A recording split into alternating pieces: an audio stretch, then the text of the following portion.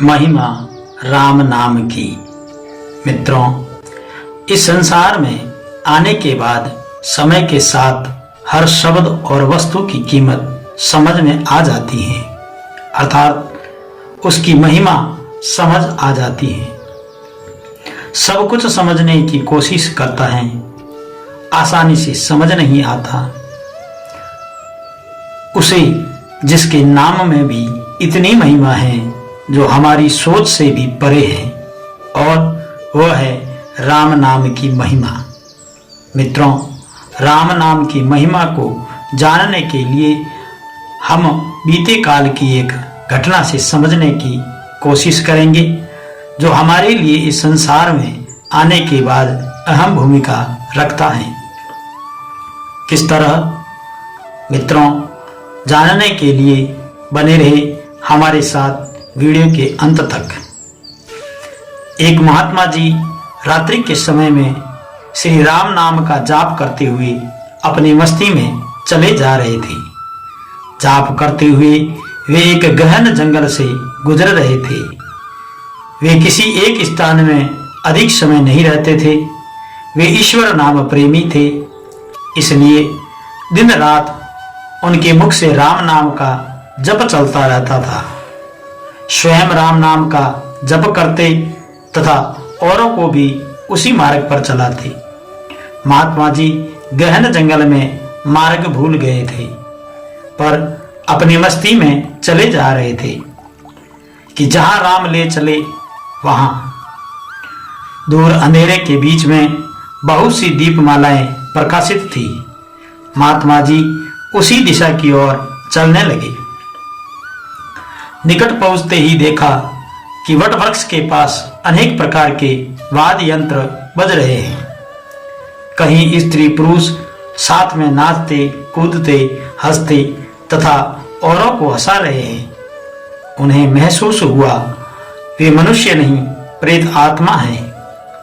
महात्मा जी को देखकर एक प्रेत ने उनका हाथ पकड़कर कहा, ओ मनुष्य, हमारे प्रेत राज तुझे बुलाते हैं, चल। वे मस्त भाव से प्रेत राज के पास गए, जिसके इर्द गिर्द कुछ प्रेत खड़े थे। प्रेत राज ने कहा, तुम इस ओर क्यों आए? महात्मा जी बोले, मुझे इस ओर लाने वाले कोई और हैं। प्रेत राज ने कहा, तुम्हें मौत का डर नहीं? महात्मा जी हंसते हुए बोले, मौत का डर? और मुझे?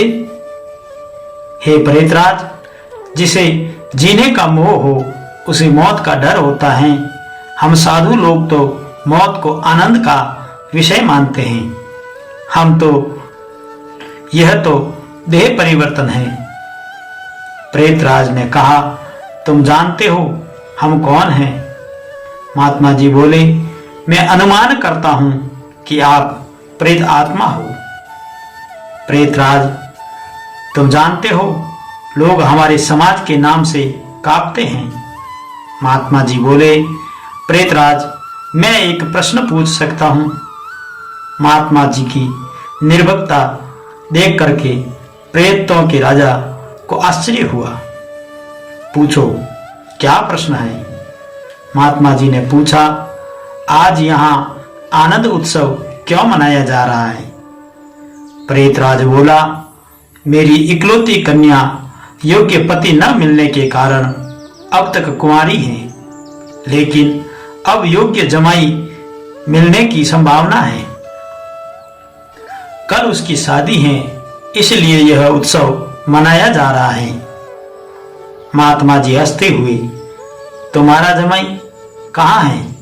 मैं उसे देखना चाहता हूं।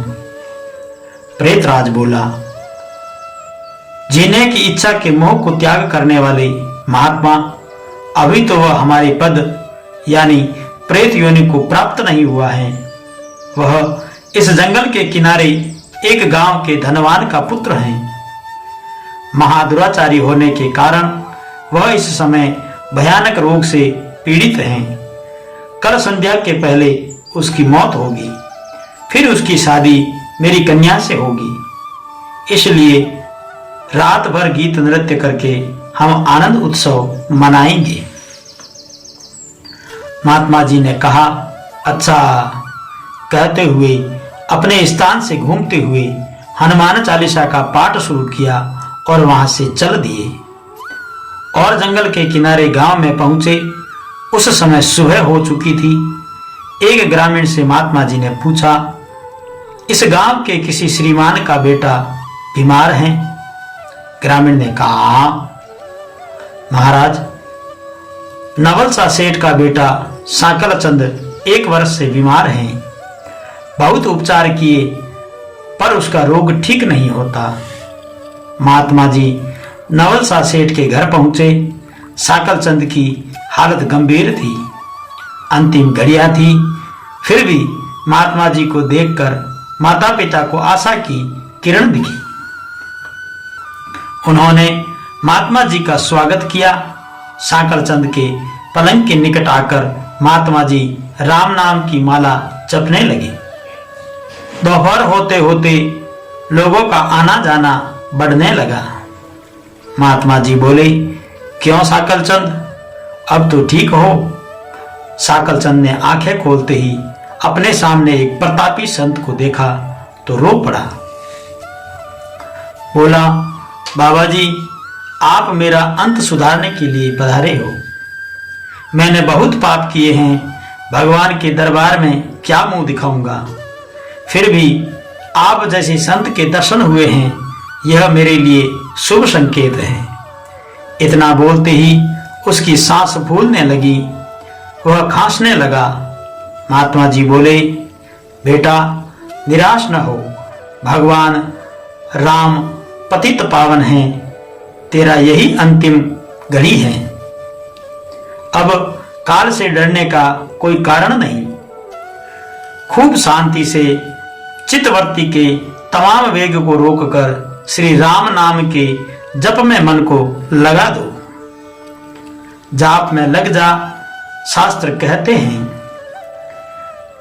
चरितम रघुनाथस्य शतकोटिम परविस्तरम एकेकम अक्षरम पुण्य महापातक नाशनम। अर्थात 100 करोड़ शब्दों में भगवान राम के गुण गाए गए हैं। उसका एक एक अक्षर महापापों का नाश करने में समर्थ है। दिन ढलते ही साकल चंद की बीमारी बढ़ने लगी। वेद हकीम बुलाए गए। हीरा भस्म आदि कीमती औषधियां भी दी गई, किंतु अंतिम समय आ गया। यह जानकर महात्मा जी ने थोड़ा नीचे झुककर उसके कान में राम नाम लेने की याद दिलाई।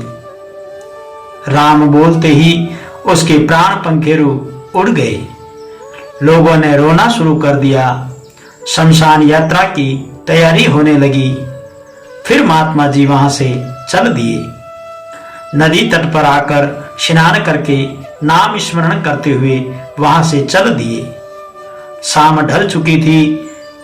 फिर वे महात्मा मध्य रात्रि के समय जंगल में उसी वटवृक्ष के पास पहुंचे। प्रेत समाज उपस्थित था। प्रेतराज हताश होकर बैठे थे। आज गीत नृत्य हास्य कुछ न था। सब प्रेत रो रहे थे। महात्मा जी ने पूछा, प्रेतराज, कल तो यहाँ आनंद उत्सव था, आज शोक समुद्र लहरा रहा है, क्या हुआ? अहित हुआ है? प्रेतराज ने कहा, हाँ भाई, हमारा सत्यानाश हो गया। मेरी बेटी की आज शादी होने वाली थी, अब वह कुंवारी रह जाएगी। महात्मा जी ने कहा, प्रेतराज, तुम्हारा होने वाला जमाई तो आज मर गया, फिर तुम्हारी बेटी कुंवारी क्यों रही? प्रेतराज ने चिढ़कर कहा, तेरे कारण से। मैं ही मूर्ख हूं कि मैंने कल तुझे सब बता दिया। तूने हमारा सत्यानाश कर दिया। महात्मा ने नम्र भाव से कहा, मैंने आपका अहित किया, यह मुझे समझ में नहीं आता, क्षमा करना। मुझे मेरी भूल बताओगे तो मैं दोबारा नहीं करूंगा। प्रेतराज ने जलते हुए हृदय से कहा, यहाँ से जाकर तुमने मरने वाले को नाम स्मरण का मार्ग बताया और अंत समय भी राम नाम कहलवाया। इससे उसका उद्धार हो गया और मेरी बेटी कुंवारी रह गई। महात्मा जी बोले, क्या? केवल एक बार नाम जप लेने से वह प्रेत योनि से छूट गया? आप सच कहते हो? प्रेतराज ने फिर कहा, हाँ भाई, जो मनुष्य राम नाम जप करता है वह राम नाम जप के प्रताप से कभी हमारी योनि को प्राप्त नहीं होता। भगवान नाम जप से नरकों उतारनी शक्ति है।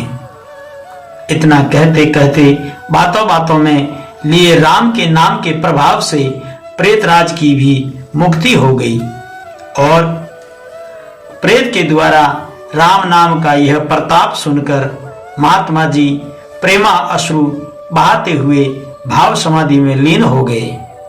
उनकी आंखें खुली तब वहां प्रेत समाज नहीं था। बाल सूर्य की सुनहरी किरणें वट वृक्ष को शोभायमान कर रही थी। प्रेम से बोलिए, जय सिया राम। अगर आपको इस चर्चा को सुन किसी सीख का अनुभव हुआ हो या आपको ये वीडियो अच्छा लगा हो तो कमेंट बॉक्स में अपनी राय लिखें, वीडियो को लाइक करें और हमारे चैनल अंबाज यानी अखंड मां भगवती अविनाशी ज्योत चैनल को सब्सक्राइब करें और इसे ज़्यादा से ज़्यादा शेयर अवश्य करें। जय श्री राम।